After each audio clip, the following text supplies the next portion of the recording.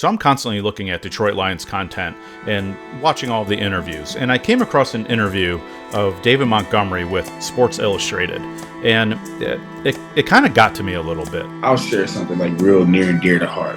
When I was a rookie, I had a real stressful time in the league. I was at a point where I had the suicidal thoughts, and it was just a depressing and a scary year for me. And David Montgomery said that in his rookie season with the Bears, he suffered depression, and he admitted that fantasy football contributed to that. So I want to make this video to illustrate that players are people. Let's find out what kind of person David Montgomery is.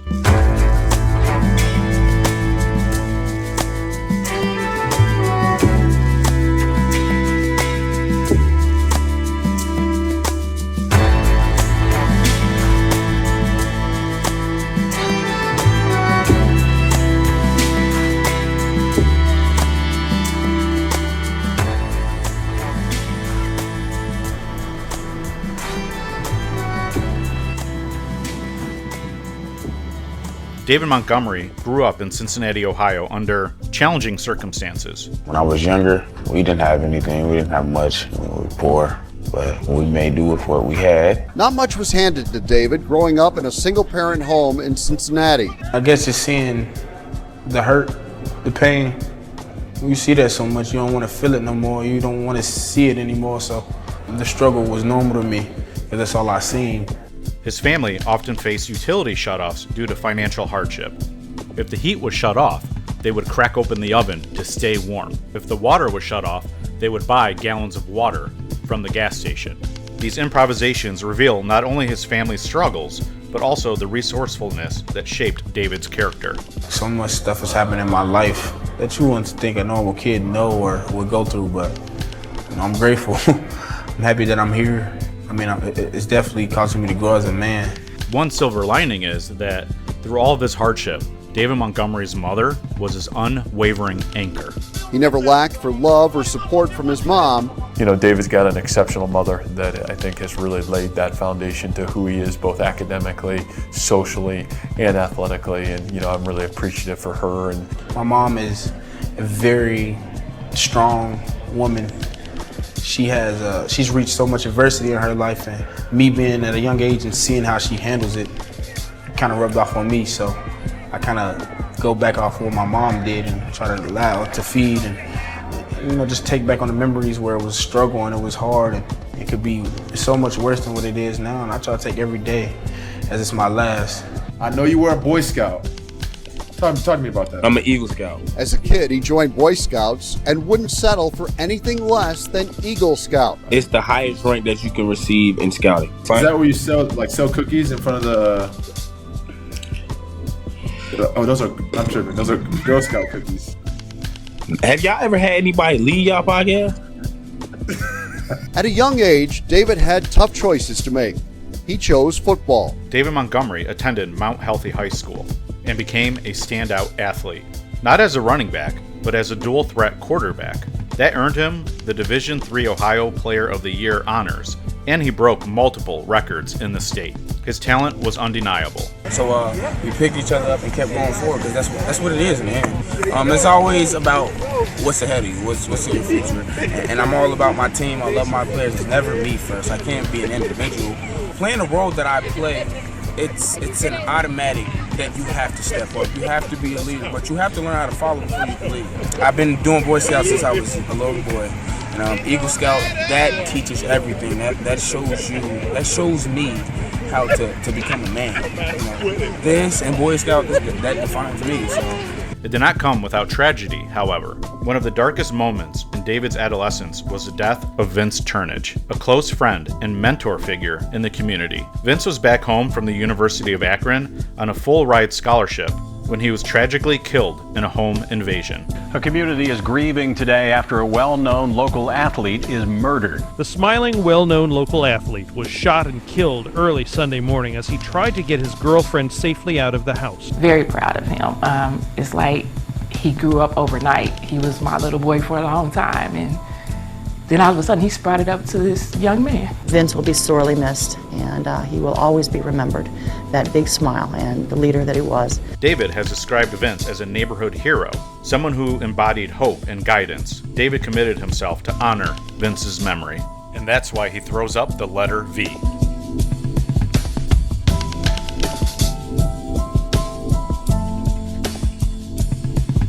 Back when David Montgomery was still at Mount Healthy High School in Cincinnati, he wasn't on the radar of most big college programs. He was a dual-threat quarterback, putting up crazy numbers, but he didn't fit the recruiting mold. Matt Campbell, the head coach of the University of Toledo, first saw Montgomery at a football camp in Cincinnati. Matt Campbell first saw Montgomery, at the time a high school quarterback, at a Toledo football camp held in Cincinnati. That's the one thing that always stuck out to me is that 1-2, he came to that camp and was bar none the best player, the first guy in line, the last guy to leave. Campbell left the camp convinced Montgomery could be a difference maker at Toledo. Campbell loved everything about Montgomery, but didn't have an open spot for him in the Toledo backfield. Then fate stepped in. Jamie Pollard hired Campbell, who immediately reached out to Montgomery.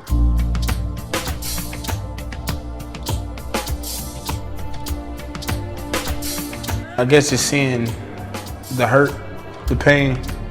When you see that so much, you don't want to feel it no more. You don't want to see it anymore. So when you got an opportunity to change it, you're going to take it tenfold and try to change it. So the struggle was normal to me because that's all I seen. I kind of stepped out of my world and seeing that like everybody else kind of lived well. I was like, wow, it's just like a culture shock for me. But like so much stuff has happened in my life that you wouldn't think a normal kid know or would go through, but you know, I'm grateful. I'm happy that I'm here. So, I mean, it's definitely causing me to grow as a man.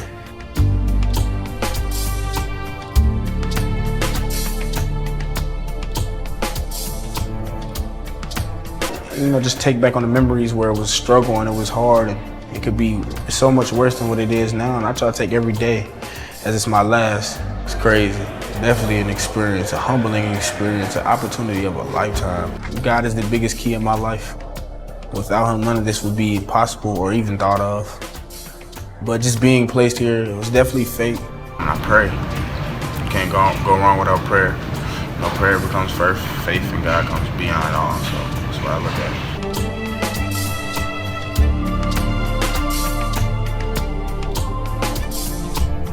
I'm supposed to be here right now. The pros and the cons and the negatives and the positives, they're supposed to happen. I'm growing from it, you know, and I'm just learning. There are days where I want to give in and say, let's take a day off. But I realize how big it is. I understand that I can't do that. I've sacrificed so much in the off season, and just knowing back home who sacrificed for me doesn't give me any room for error or any room for breaks. So I try to look at it like that. When days get long and hard, I try to look at it like it's been harder. So take it how it is, and I try to go hard every day. I just kind of did what the coach needed me to do. That's me step up and be a leader, so I did that. And my old line was able to push and do what they had to do. Park became a leader as usual, so I just kind of follow behind those guys. Whatever this offense, whatever this team needs, I'm willing to do. It inspires me to bring more people with me. Show the other kids back at home that there's hope. Show people back where I'm from that you can do it. You just gotta really tell yourself you can do it. So that's where it comes in, where it's bigger than me. When I work hard, you think about them kids back at home, it's like me, who didn't have their father, who didn't know their real father. Yeah. They want to just take into the streets, but show them it's another route. You just got to take it. It's going to be harder than the route that you think you're going to take, but you got to take it. I just go in with the attitude and chip on my shoulder that I refuse to go down. If I got to make somebody miss or if I got to go do somebody, I'm going to do it.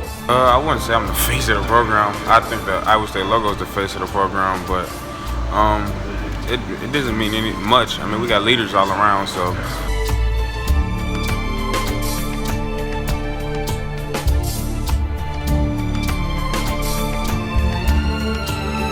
I just want to see everybody do good. I want to see everybody do well. I want to see everybody make it. But when you see everybody happy, it's contagious. I just feel like if I'm happy, Just making 3 other people happy didn't make 9 other people happy. What it causes is a domino effect, and eventually everybody gonna be happy. Just with that hope and that faith, I just want to make everybody happy. It's life-changing for me. This is life-changing. I should say it that way. Who knows where I'd be if I'm not here? Who knows where I'd be if it weren't for football? During his time at Iowa State, David Montgomery made a very special friend. November 14th, 2011. Stephanie and Patrick Erb welcomed their firstborn child, Hunter. 24 hours later, they learned that their son was in the fight of his life, all stemming from a congenital heart defect that went undetected during pregnancy. You thought was a healthy baby, and then you're just fighting for every minute of his life at 2 days old. Doctors diagnosed Hunter with pulmonary vein stenosis, a rare condition when the blood vessels narrow, going from the heart to the lungs. Even though his heart condition limited his physical activity, nothing could stop Hunter from becoming a huge football fan with big dreams of crossing the goal line for Iowa State University. Walk me through the first time that you and Hunter met. So he comes in the huddle, this little guy, little pipsqueak, and you can just see him like fuming with confidence. And I was leading for him on a play, on a run play, and he scored. And it's the joy and the passion on his face. It was amazing. Like one of those things like you can't buy.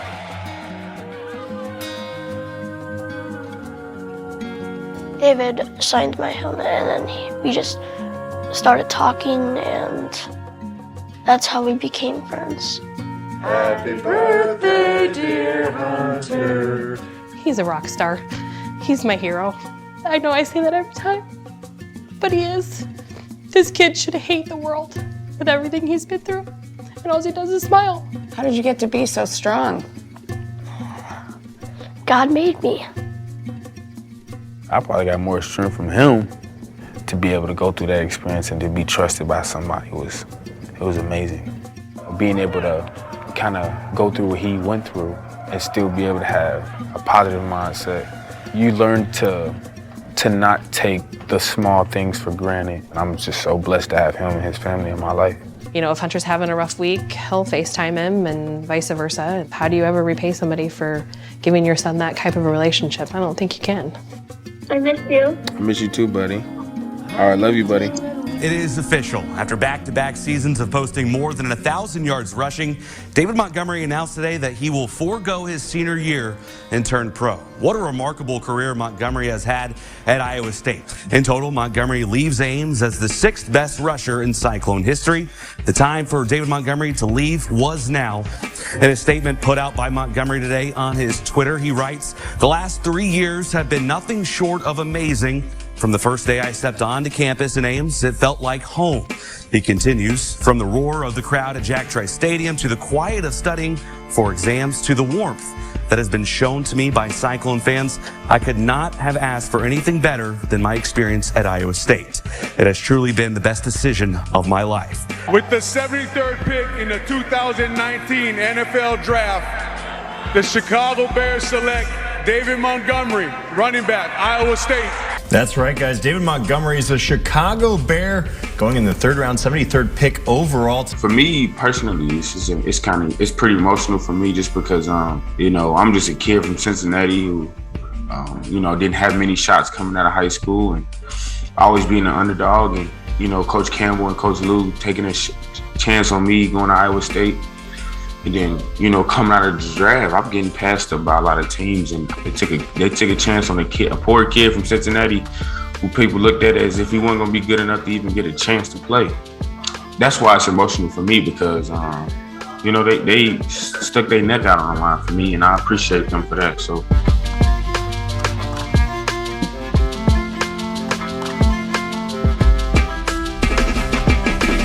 Throughout the entirety of my life, I've dreamed of getting to this level playing football. I've dreamed of getting to the level to where I can say I'm a professional athlete in the NFL. And I'm here. You just got to continue to rally together with the guys you got and get ready to go to war with every opportunity you get. So, but I just want to go out and play on Sunday, really, honestly. Like I said, I get up every day, thanking God for the opportunity that I have. And I've never been about proving anybody wrong. I've always been about proving myself right. It's a blessing to be here, but I'm not here on accident. It's a thing that happened on purpose, and I want to take every advantage of the opportunity that I have in front of me. When things get hard, you kind of like, there's two things you can do. You can really run into it or run away from it. I always choose run into it just because I know who I am, what kind of character I have with myself. So regardless of how it looks, I'm gonna give everything I got. I'm a fighter. I'm never gonna stop fighting. I'm never gonna stop giving everything that I got. So it becomes infectious. Your mentality, how you practice, how you come in and work every day, how you treat everybody else around you, your character. And I take a lot of pride in that. So even when things are bad, I'm still gonna have high character. I'm still gonna be that guy to tell everybody, let's go, let's get it. I'm gonna be that guy that don't feel sorry for nobody, including myself. When it comes down who you have trust in besides God, it's gotta be yourself. Because when I go home and I look at myself in the mirror and I challenge myself on what I did good or what I could do better, I gotta face that. I gotta look that man in the mirror.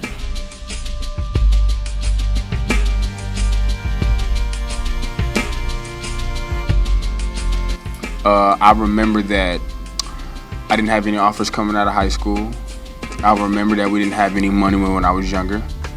I remember that when I got to college, I wasn't supposed to play as a freshman. And I remember when I was coming out of the draft, I got passed up a bunch of times. Me being here and understanding the locker room, the kind of guys we have, and then the young guys that we have coming up as well, me being one of them, just being able to see the potential in us is big.